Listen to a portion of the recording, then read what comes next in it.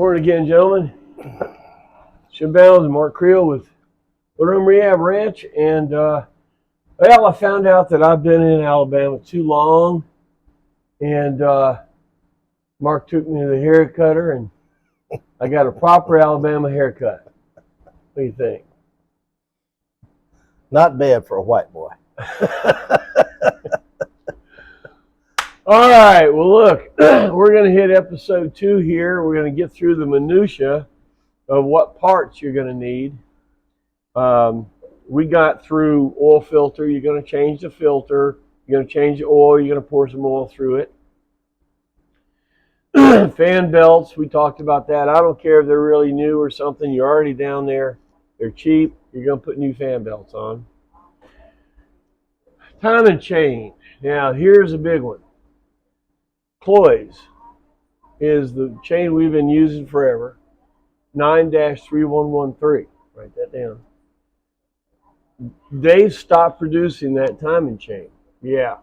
And they went to a universal type chain that you move the gear and stuff. And a couple of y'all have used it and got a little bit confused on that thing. And I understand that. I appreciate that. I've been blessed with still having an original Cloy's 9-3113 that is going to go in, that we're going to be putting in. Also, check out Mellings number 40409. It's also a double roller, true roller chain. And I got another number. Remember I told you how you put the numbers in and they come out? Try this number, 78113. I think that's an Edelbrock. If Cloy's is going to the universal thing, as long as it's a double roller, true roller chain, you can still use it. So this is the one. Here you go. Hang on to that thing. A couple of guys have been working on this, having trouble about where to figure out the timing marks and all that. Well, Mark's going to get into that when we get this thing open. We're going to show you about that. All right. Gaskets. TCS, timing cover set. Isn't that smart? Aren't those guys smart? Genius. Genius. Genius, I tell you. Felpro is the number TCS 13417. That gives you the timing cover gasket, front main seal. What else is in that kit? Let's see. Well, we have a thermostat housing in there too. So, but you already have one. Oh yeah, but it comes with the gasket. Comes with the gasket. Well, you got a second one. All right, water pump. All right, here's another one that's kind of strange. People talking about, well, that long snout, short snout, no snout, whatever. The water pump we use, again, you put a part number in there, is 35065. That's the water pump. Wait, we talked about it up here. The Delco and all that. So you've already got the water pump parts. Don't worry about the snout length. Just buy the pump. If it needs to be longer, you can add it. Some of those kits come with several different water pump gaskets with them. Yes, that's right. They do. And you need to be sure that you select the proper gasket, that you don't have any open areas on the water pump, which would present a leak. Then you get to do it all over again. Not fun. Yeah, make sure you use the right gasket in the kit. Okay, fuel pump. If you're running a mechanical fuel pump, which is fine, you want to use a 3-port fuel pump. You want to return it, the fuel. One of the problems with our coach is we have vapor lock because the fuel formulations today have a lower boiling point. And it sits in the fuel line waiting to get to the motor. Come on, I'm ready to go, It gets hot and then it vapor locks. 3-port pump does not have a little spring on the diaphragm that stops pumping until you get below 6.5 psi. That's how the pump knows. So if you have a vapor lock and it's more than 6.5 psi, that pump won't pump until the pressure coming in is less than 6.5 psi. So true. Okay, that's the problem. A 3-port pump always pumps. As soon as it hits 6.5, it shunts it back to the tank.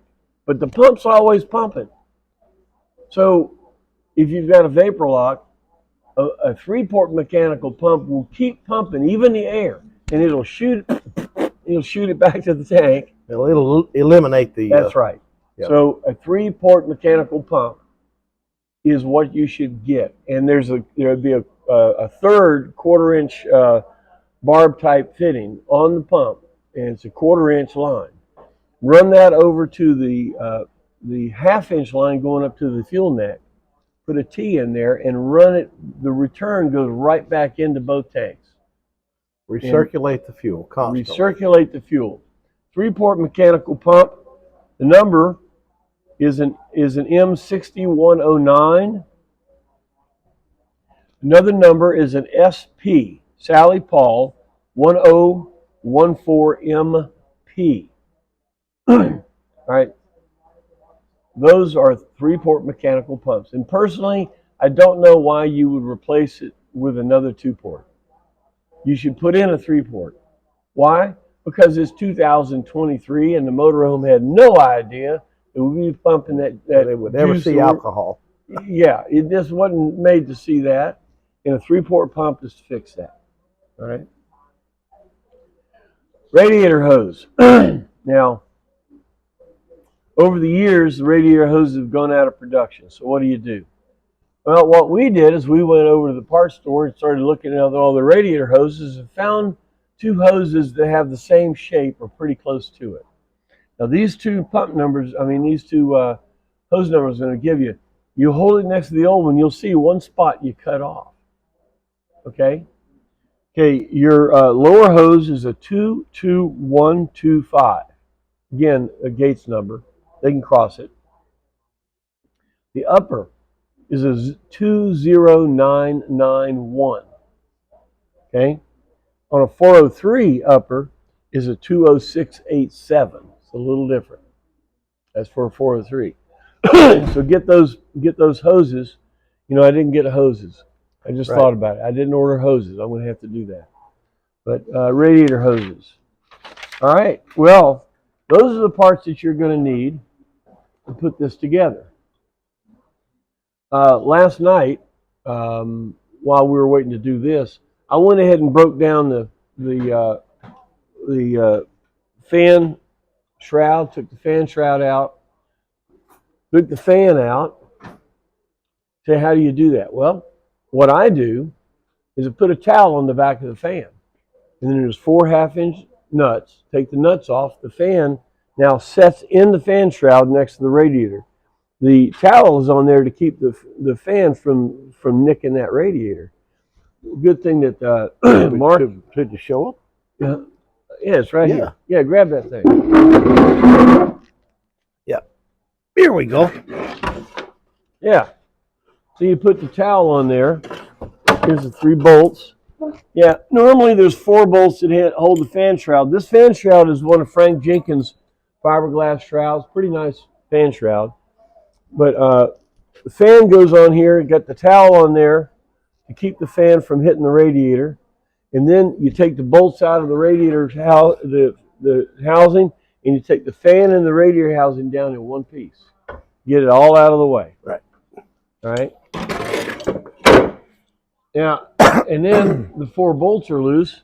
You know, this is the water pump pulley. Look how clean it is. And Easy Off did the trick. I didn't get so damn greasy. Mr. Chad. Yeah. So, you know, that's a good thing to do right there. Yep. All right. All right. Having a wreck here. Yeah. No big deal. Okay. You want to glue it all in. You want to glue all this stuff in with Permatex Ultra Gray. Now, they have a lot of different ones. There's black and blues and all that. They're all for different applications, right? My personal opinion, for the engine, I want to use Ultra Gray, okay? We're going to, as we go through this, we're going to be gluing stuff in, and you'll see what we're doing. I would get 2 tubes of it, because if 1 tube isn't enough, you can't stretch it, and you can always use it for something else. Oh, absolutely. I get 2 tubes of it. Excellent product. All right, so that's it. Now you know why to do it, and you know the parts to do. Now what you need to do is we need to just do it. Get to work. Get to work. Get her done. Well, what we're going to do is I took a little time yesterday while Mark was putting some switches in the boat and got the thing jacked up. Got the 10-ton jacks under it. Plenty of room to work on it. Jacked the front up. By the way, last night I was sleeping in and I noticed it was more of an angle. Right. The airbags were going down. We almost listed this sucker to the side. So this morning I jacked it up and put jack stands under the back to keep it up. Because, you say, why does it leak? Why does it ever? Air wants out. Air pressure wants out as part of, God's plan. So if you jack up the front of it, block the back. Because if it leaks slowly and it takes more than 3 or 4 days, unstable coach. Wouldn't be a good thing. Wouldn't be a good thing at all. So jack it up, prop the back up, get the front up as high as you can because we'll be working under there. I'm not going to pull out the radiator. It would be real nice, more room, be nice. But let's not take out stuff if we don't need to. Every time you touch a bolt means you could break it. Or break something it touches or anything. So let's leave that all in there. Now I've got a couple of pictures you'll see on this post of up in there, what it looks like, what we're working with. You'll see the water pump snout sticking out with the 4 nuts on it. And you look over to the right on the picture, you'll see the alternator with a double pulley. Now I did the double pulley because I put in the 1 wire. I had my stock alternator rebuilt and put the 1 wire in there. And it's pulling 130 amps, and I want to make daggum sure that I get all the current. So I put, Jim Kanamata has a double pulley you can buy from him, and he was gracious enough to send me one. So I appreciate that, and I like the thing. What it does is runs two 7450 pulleys to the alternator. One of them is going to skin past the power steering pump and still run the pump. Right. But the big focus is to turn that alternator, and I kind of like that,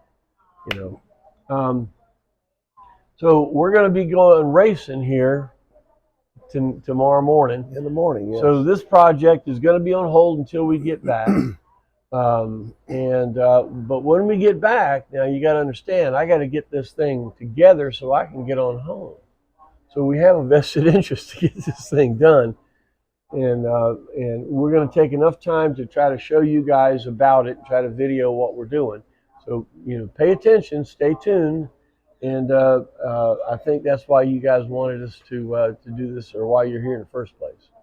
Yeah, Jim, you might want to stress this is all necessary procedure to do this. And if you do the cleanup with the oven cleaner, it will more than be worth it in the long run. You'd appreciate not going in looking like a grease monkey. Yeah, it's the truth. And it worked great. I mean, you can see how clean everything is. Can't wait to get in there. When you see the pictures, you'll see how clean it looks too. You say, wow, did you keep it that way? No, I didn't keep it that way. The thing is greasy as an old railroad track. True. But so that'll work. By the way, just put up a video this morning of Ranch Hand that just got his motor going. He pulled the motor out, had the machine work done, assembled the thing, put it back in, put a Sniper EFI on it himself. Never done it before.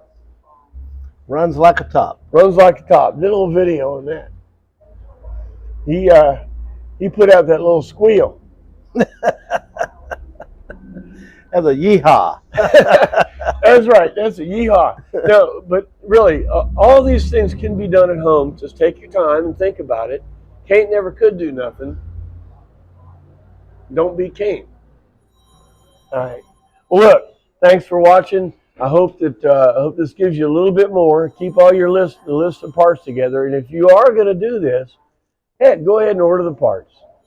There's no reason not to. You're going to use all of them. You say, well, is the belt? Forget all that. Put all the new parts in there. Just do it. It's not that much more money. All right. Look, thank you for your time. If you like this, hit like and share, and what's the other one? Subscribe. And then on Patreon, put like and give me a comment and tell me what you think about this. And Hairdo will get back. I'll Looks get it great. back. Yeah. All right, guys. Thanks again, and we'll see you next time. We'll take this thing apart next time and show you what's happening. All right. See you. Good day.